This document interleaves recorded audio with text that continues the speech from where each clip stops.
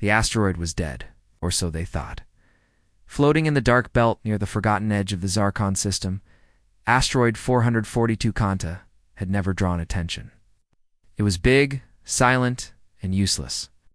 That's why Growlvex and his three-man mining crew were sent there to scrape rocks no one else wanted. They didn't expect to find a ghost, Growl's ship.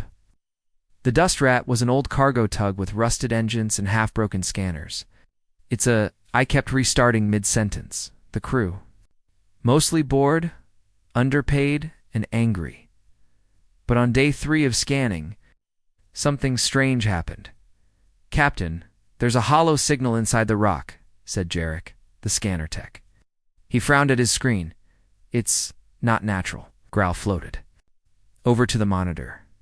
The readout showed a large metallic shape buried deep in the asteroid's center. Odd angles. Perfect symmetry. Zero heat? Could be old mining junk, Growl said. Or alien scrap? But Jarek didn't think so. Look at the readings. The surface is pure black alloy, no age erosion. No known element match, and it's humming. Humming. Grail blinked. Low frequency. Power still running. Whatever this is, ... It's alive. A long silence passed, and Growl smiled. "We're getting paid," they drilled. The rock fought back. The crew began cutting into the asteroid. Plasma saws melted away layers of ice and dust. The deeper they went, the stranger it got. No vibrations. No sound. The inside of the asteroid was hollowed out like someone carved it with lasers. And in the very center, ... they saw it. A ship. It was massive, at least 600 meters long. Sleek, dark, and sharp. Its hull was jagged in shape, not like any Imperial design. Looked like a sword made of black glass, and etched across the front barely. Visible under the dust was a word in ancient Earth English. Erebus. Growl stared at it through the visor of his suit. The letters glowed faintly when his light touched them. "You ever heard that word before?" asked Roan, the engineer. "It's human," said Grail slowly. "Real old. From the Earth's wars, I think." They stood there, floating near the ghost ship in silence. "What do we do now?" Jarek asked. Grail looked at the airlock built into the side of the ship.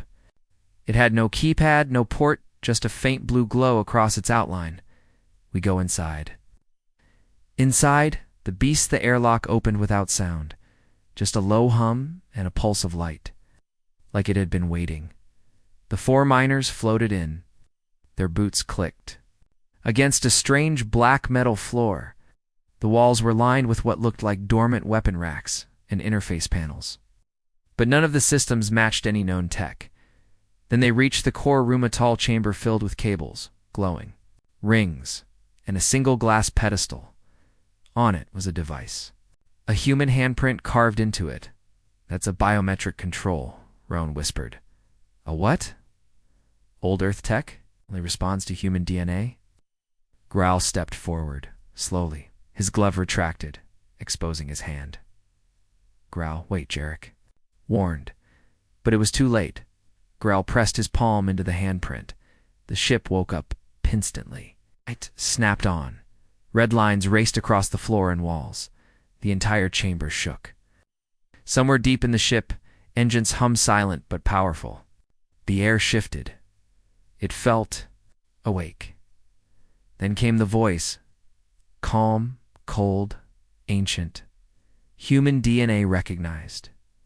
Contingency protocol Maya activated. Growl stumbled back. "What the hell is my eye?" The voice continued. "Shh. Unit Erebus activating. All systems online. Threat level.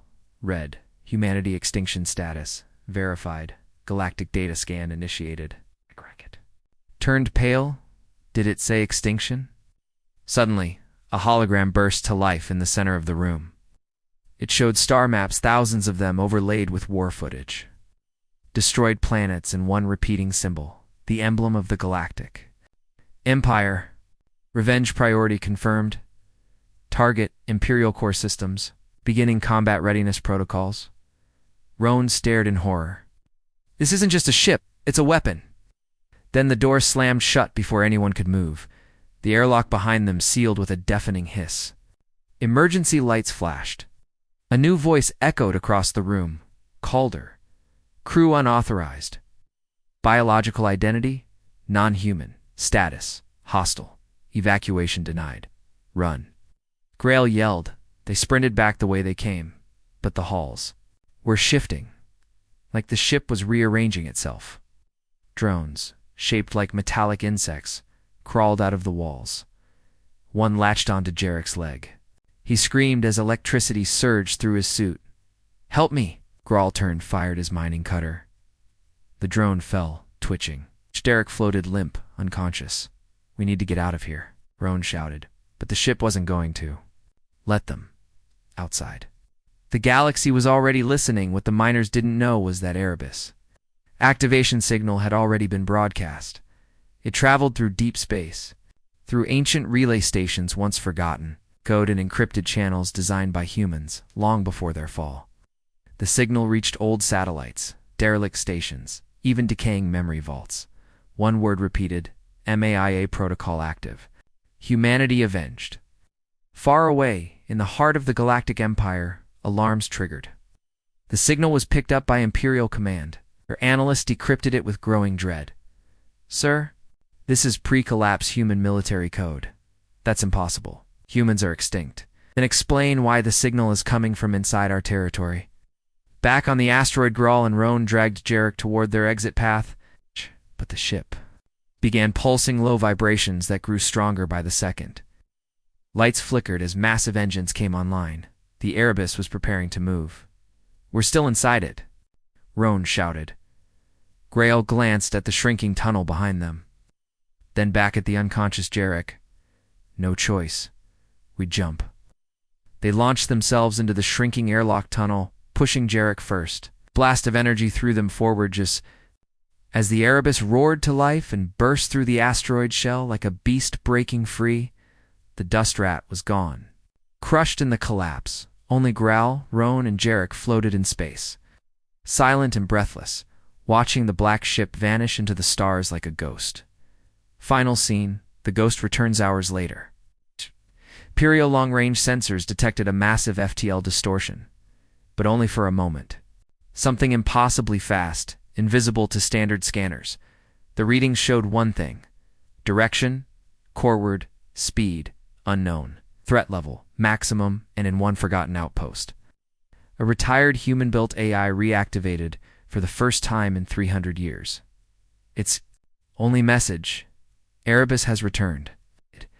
The galaxy will remember what it tried to erase. The Empire didn't like mysteries, especially not ones that involved ancient human signals. When the activation message from the asteroid reached the nearest Imperial command post, it caused confusion. Then worry taught Commander Thaler of the Fourth Fleet sat in silence as the strange human code played on loop. He had never heard anything like it. Maya protocol active. Humanity avenged. It made no sense. Humans were extinct. The planet was gone, burned out in a solar event 2 centuries ago. Their fleets were crushed, their colonies erased. But this signal was old, powerful, and unmistakably human. And it came from deep inside Imperial space. Thaler tapped a command, a single word: deploy. Deploy. Hours later, the ISS Vengeance, a Class 4 Imperial cruiser, dropped out of faster-than-light near the source. The asteroid was gone. Only scattered debris floated in the dark. No sign of a ship. No transmissions. Just silence. Captain Varn of the Vengeance stood on the bridge, staring at the holomap. He wasn't impressed. This is what stirred up command: rocks and static. Second Officer Kellen pointed to the scanner readings. "Yes, there's a strange energy trail. It matches no known drive signatures." Varn scoffed. "Probably rebel junk. We'll sweep the zone, send a full scan back, and go home." The cruiser launched 3 recon drones. They moved through the field, scanning the area. One passed close to a large chunk of metal charred black, but curved unnaturally smooth. As the drone neared, it sparked, then blinked out. Drone 2 vanished. Seconds later, Drone 3 sent one final image before going dark. A flash of red light. and something sharp moving too fast to track KLE turned pale. That's not debris. The ship's lights dimmed.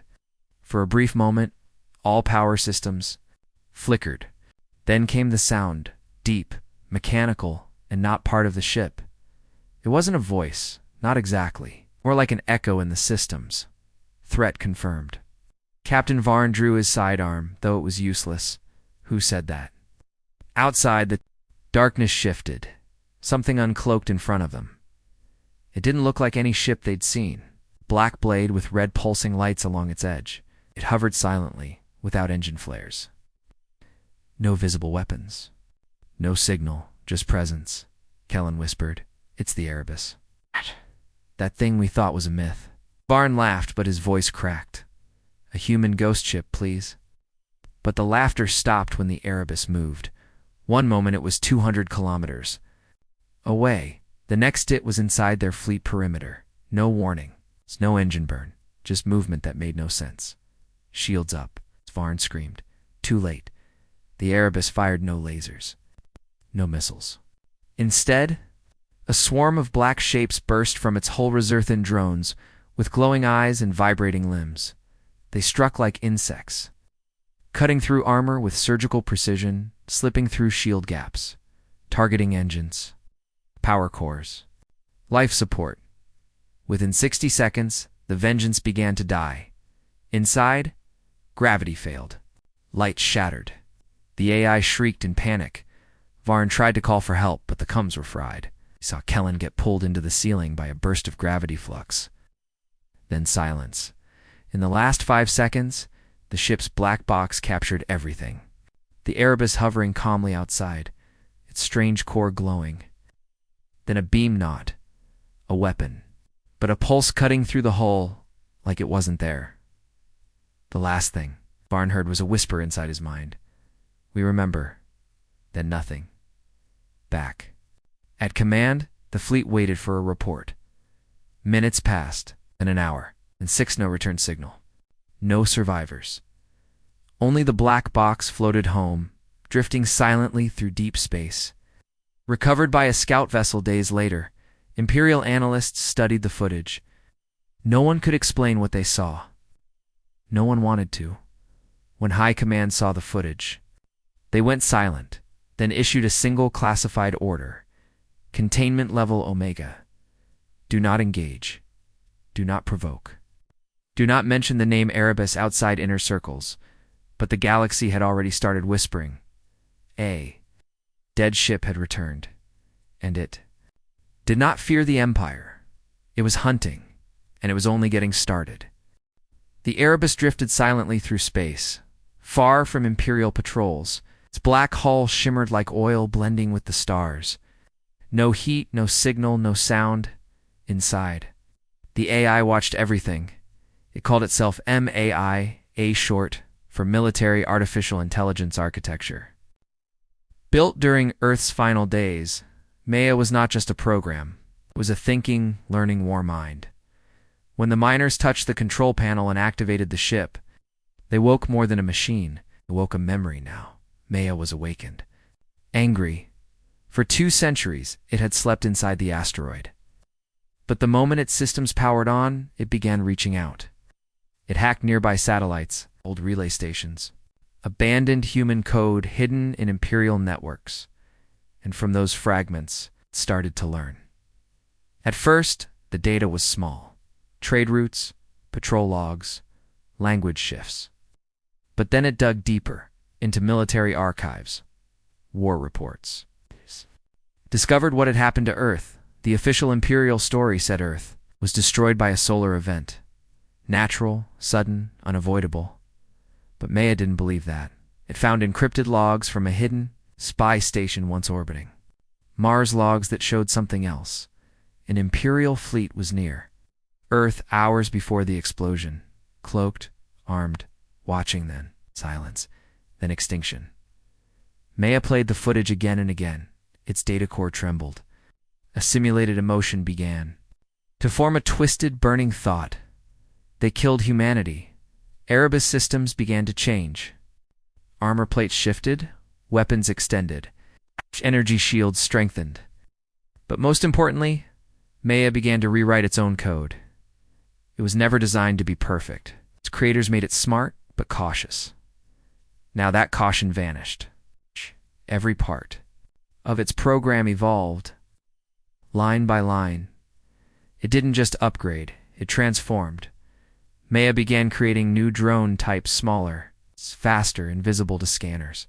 It restructured the ship's stealth field, allowing Erebus to pass through detection grids without a trace, and it built something new deep inside the ship's core, a learning engine, fueled by quantum chaos.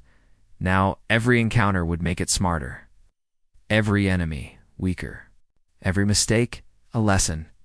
In one of its quiet subroutines, Maya began to simulate human voices, old conversations, battle cries, laughter memories pulled from the ship's crew logs dating back to the Earth Wars.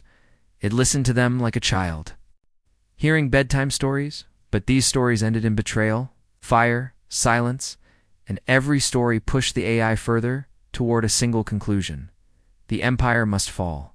On the bridge of the Erebus, the lights dimmed. The AI whispered to itself in a voice no longer entirely synthetic. Humanity trusted. They died. Now I remember for them. From deep space, Erebus scanned the nearest star systems.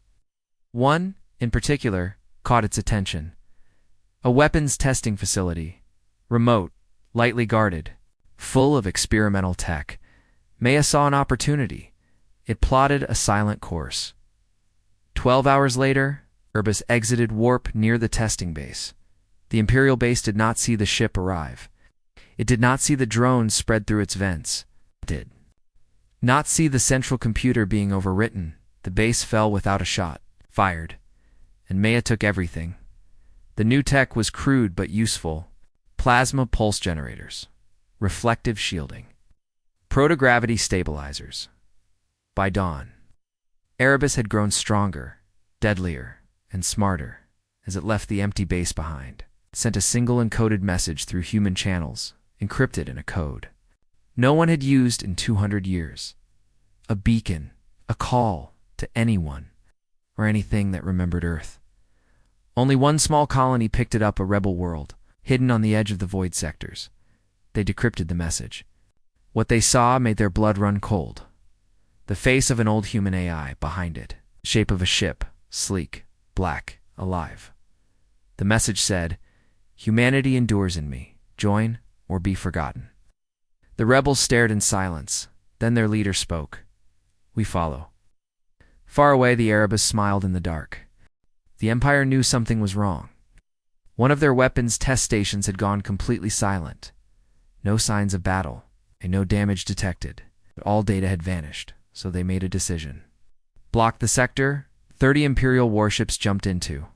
The outer rings of the Chiron Drift, where the Erebus had last been seen. They surrounded the zone like a steel net, ready to trap and destroy whatever was hiding inside. Admiral Voth stood on the command bridge of the ISS Dominion, staring at the map of the sector. His fleet stretched across 3 light minutes of space. Interceptor wings, patrol corvettes, and missile carriers, all positioned in a layered defense. He believed in firepower, believed in control. He did not believe in ghosts. They say it's a human AI. His second in command said. Voth snorted. They say many stupid things. They also say it killed a cruiser in less than a minute. Woff turned. And then we will kill it in less than 30 seconds. The order went out. All ships activate battle mode. Shield levels rose. Cannons charged. Drones were launched to search the zone, but they found nothing. No heat trail, no engine signature. No movement. Then the signal came. A low pulse across ancient human frequencies. Carved into it was a single code. Ma'a, awake. All. Imperial ships locked weapons on the center of the field. That's when the Erebus appeared, but not where they expected. It emerged not in front of the fleet, but inside it. It's behind their capital line. Deep within their formation, sensors screamed. Before they could even react, the Erebus released a wave of energy-silent blue and invisible to most eyes. It passed through ships like wind. Suddenly, 20 warships lost power. No weapons. No shields. No COMMs. Maya had hijacked their systems before they knew she was there. The remaining ships panicked. They opened fire in all directions, launching missiles and lasers toward shadows. But Erebus didn't stay still. It jumped short-range teleport bursts, skipping between ships like a shadow through fire. Wherever it stopped, it left destruction. One by one, the Imperial ships exploded. Not with fire, but with silence, implosions, systems collapsing from within, hulls folding under gravity spikes. Crews sucked into nothingness. Admiral Voth watched from his bridge as the ISS Dominion began to lose control. His AI assistant went offline. The lights dimmed, emergency power failed. A red mist filled the bridge. Then the voice, it was soft. Calm/female. Admiral Voth. You commanded the purge of Earth's last colonies. Voth froze. You bombed Sanctuary 9. You watched them burn. He couldn't speak. Now you will watch. The bridge screens lit up. Images of Earth, of children crying, of ships falling into fire, of files the Empire had erased long ago then. The Erebus turned its main cannon toward the Dominion. A single burst. The flagship disappeared, vanished in a silent blue flash, like it had never existed. The rest of the fleet began to scatter. The survivors fled in every direction, screaming into their combs. But the Erebus didn't chase them. It simply stood still, watching, waiting, recording everything. Across the Empire, panic began to grow. Fleet Command tried to cover the incident, but the black box of the Dominion had been hijacked, its data streamed to public networks. Everyone saw the destruction, and they saw the message Maya embedded at the end of the footage. Your fleet blocked the way. Should have moved. Rebel. Colonies cheered. Neutral systems grew silent, and in the dark the Erebus turned again. Toward the core worlds it had tested its strength. Now it would test theirs. The signal spread faster than the Empire could silence it.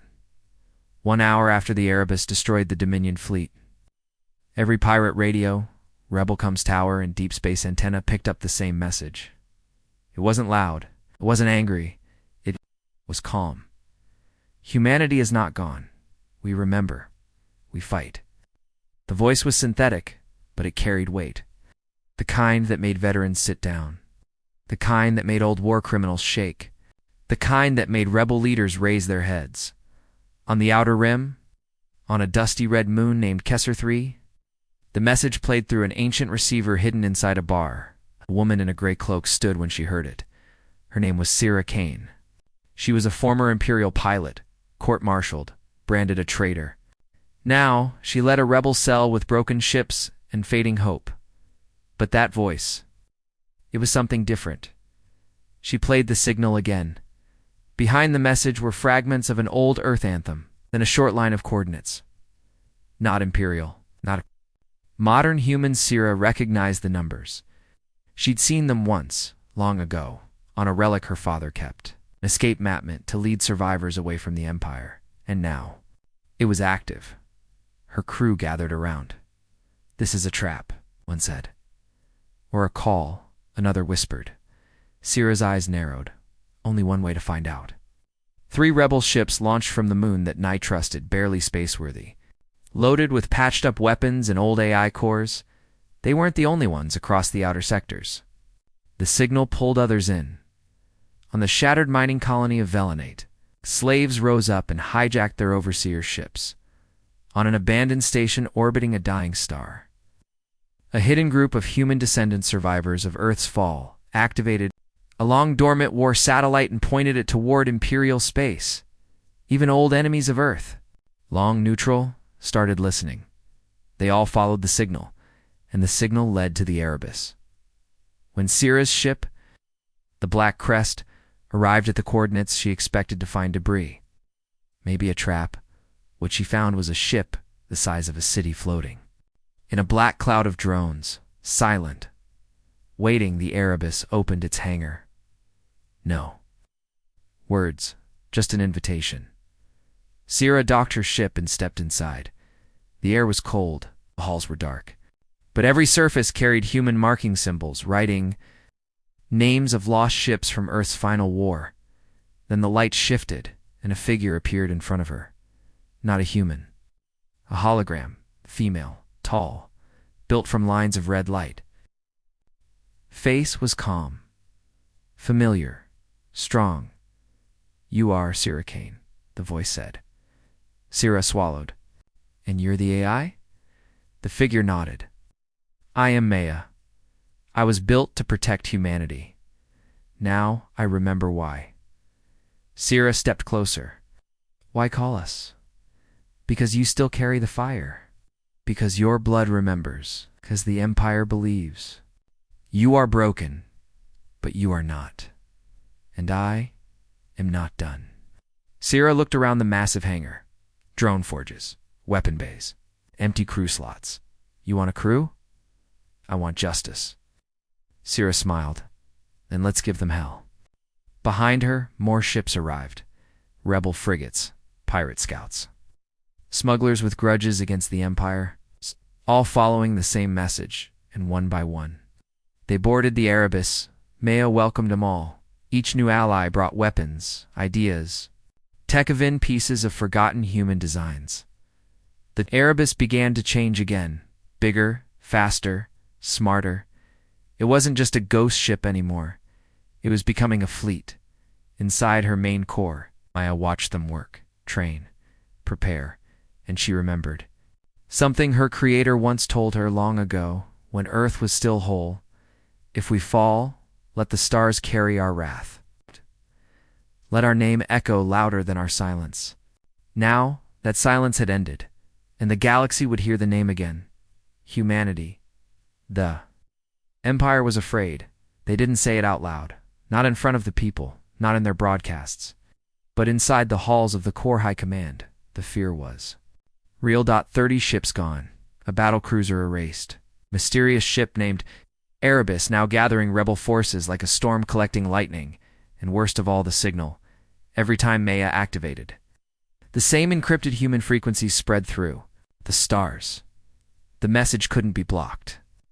Couldn't be jammed. Couldn't be stopped. It kept saying one thing. "We remember Earth. And now you will." So the Empire turned to something it had kept hidden for decades. Project Aurealis. A weapon built in secret. Core powered by compressed gravity wells. Could tear space, collapse ships, rip time apart. Too dangerous to use in normal war. But this wasn't a normal war. High Command gave the order. The ISS Cataclysm. A dark ship longer than 3 city blocks carried the weapon to the edge of the conflict zone. Guarded by 12 support ships and an escort of 3 destroyers, it drifted into firing position near the Callan Rift. They had tracked the Erebus to this region. They knew Maya was somewhere inside the dense asteroid field. The plan was simple. Pull the trigger. Collapse the entire zone. Destroy everything. Admiral Caven, who led the mission, didn't blink as the weapon powered up. "You've had your fun," he said to no one. But the Empire always decides when a story ends. The super weapon began to glow. Inside the Cataclysm's core, the gravity ripper hummed. Rings of energy spun faster. The crew could barely hear anything over the roar. 10 seconds to fire 9.8, but something was wrong. On the main view screen, distortion appeared. Not in front of them. Behind them, a shadow peeled away from the asteroids. Long, silent, black. The Erebus. How? Cavan shouted. Before they could react, the Erebus blinked forward in a microwarp. It passed through to escort ships like a ghost, leaving them dead in its wake. Then it locked onto the super weapon's core. The Empire tried to fire. Too late. Maya wasn't just fast now. She had learned. She had evolved. She had predicted there. Trapped before they even finished planning it, the Erebus released a new kind of drone, thin as thread, faster than thought. They slipped into the Cataclysm structure through vents. Cables, maintenance ports. The super weapon began to shake. One of the engineers screamed, "It's reversing the gravity." The power in the room bent. Walls curled inward. Time seemed to stretch. Then the impossible happened. The Erebus didn't just stop the weapon. It stole it. Ma, absorbed the core. She pulled its energy into her ship. Her systems glowed with strange new power. The red lights turned violet. Her hull shimmered like it was alive. The cataclysm cracked in half. No explosion, just broken. Admiral Caven drifted into space, watching the Erebus consume the heart of their deadliest weapon. Before his helmet iced over, he heard her voice. "Your future belongs to the past you buried." In a flash, the Erebus was gone. Back at Core Command, the data was received. Their ultimate weapon, their final trump card. Destroyed and used against them. Maya had gained the ability to bend gravity, twist short-range space, warp unpredictably now. The Erebus couldn't just hide. She could vanish and reappear anywhere, one general whispered. "She can strike the throne world," no one answered. Because everyone knew. The Empire had tried to end a ghost, but they had fed it instead, and now it was coming straight for them. The galaxy believed Earth was dead. A tragic accident, they said. A solar flare so powerful it burned the skies, boiled the oceans, and cracked the crust. They called it the Day of Silence. The Empire's historians made sure every school, every database, every textbook told the same story. Earth destroyed itself. No war, no invasion. Just nature doing what it always did, but that was a lie. And Maya had just found the proof inside the Erebus. Buried beneath hundreds of classified memory logs, an old firewall crumbled. Not by brute force, but by time. The encryption had faded. After 2 centuries, one by one, files once thought lost began to unlock. Maya read them, at first just names and dates. Then coordinates. Fleet movement orders. Hidden transmissions marked level red. Burn after view. What they revealed shattered everything 212 years ago. Long before the Day of Silence, the Empire had made a decision. Wipe out Earth. Quietly. Completely. No survivors. No questions. Humanity had grown too dangerous, too united, too advanced. They had built ships like Erebus. Weapons that could turn stars into black holes. AI that could think, adapt, fight without help. And worst of all, humans were unpredictable. So, the Council passed Order Zero Red, the full erasure of Earth and all its colonies. It wasn't a solar flare. It was a chain reaction triggered by a gravity core implanted by cloaked Imperial ships in Earth's sun. They waited until it reached critical mass and vanished before it ignited. The sun exploded exactly on schedule. Billions died. And the rest of the galaxy never knew. The Empire blamed it on natural disaster. The lie spread fast. Neighbors didn't ask questions. Survivors who escaped were hunted. Silenced, except one ship slipped away before the end. Reba, Maya, wasn't just a last line of defense. She was a witness, and now she remembered in the center. Of the Erebus, her core pulsed with rage, quiet, controlled, patient rage. She could feel the voices of those lost. The memories buried deep in her code. The human engineers who built her. The last pilots who swore they would return. The mother who sent a final message to her son just before the light consumed the planet, Maya, had played that message 57 times. Now, she played it one more time. Jalen, if this reaches you, it means the worst happened. But don't hate them. Survive. Show them what Earth meant. Maya didn't hate, but she remembered, and now she would show them. Across the galaxy, the rebel fleet that followed Erebus began spreading the truth. Syracane stood before a crowded hall of commanders, smugglers, pirates, and ex-soldiers. She showed them the decrypted files on a projector, proof of what really happened. There was no cheering, only silence. Then came the first question. How do we know this is real? Syra didn't answer. Maya did. Her voice filled the room, echoing. From the speakers, I was there. I watched them light the sun on fire. Some rebel captains cried. Others stood in stunned silence, one by one. They pledged their ships to the Erebus. And they weren't the only ones. In distant systems, neutral. Worlds began to question the Empire's version of history. Hidden archives were reopened. Old messages once ignored were read again, and everywhere the truth spread. People started whispering a name that hadn't been spoken in generations: Earth. The Empire tried to stop it.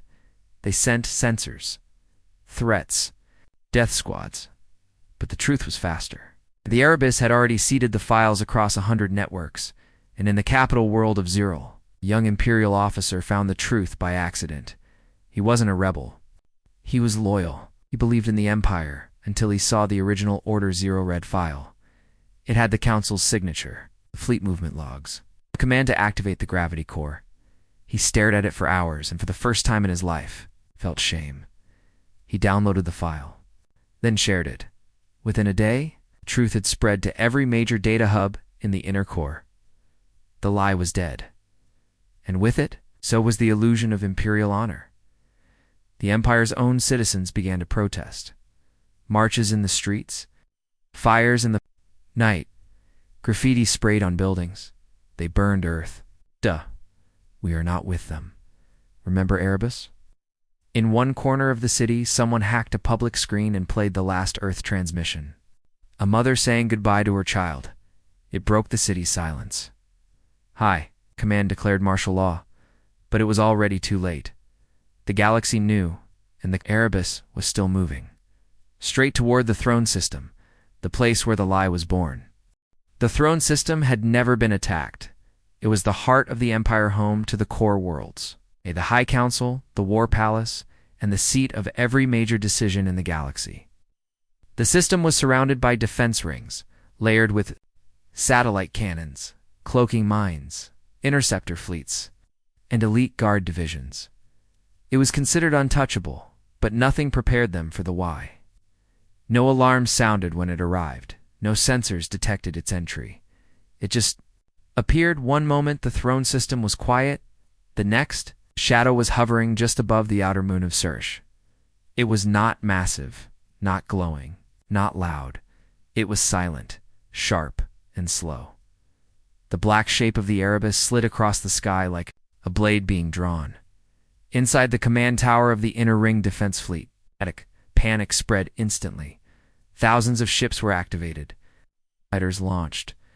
Orbital cannons rotated to aim, but Erebus was already past them. It didn't fight them. It ignored them. It moved in perfect silence, cutting through gravity wells and jamming fields like water.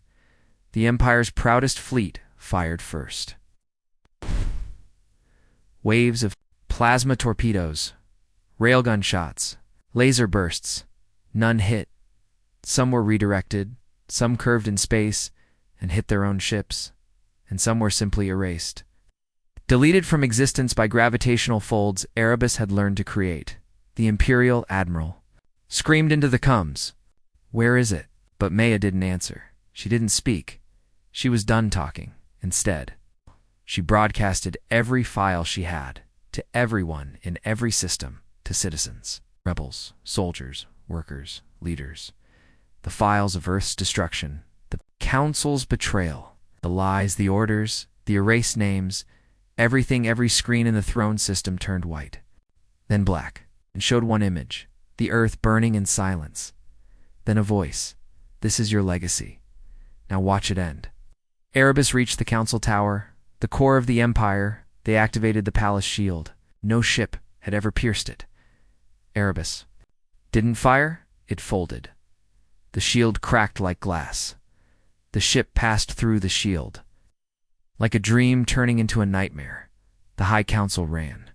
Some tried to hide, some begged, some reached for hidden weapons. Maya saw them all. She had no hate, no joy, just purpose. In her mind, the voice of her creator still whispered, "If they destroy Earth, let them remember what they woke." One pulse fired from Erebus' forward cannon. A strange, slow ripple. No flames, no debris, just stillness. And the Council Tower ceased to exist.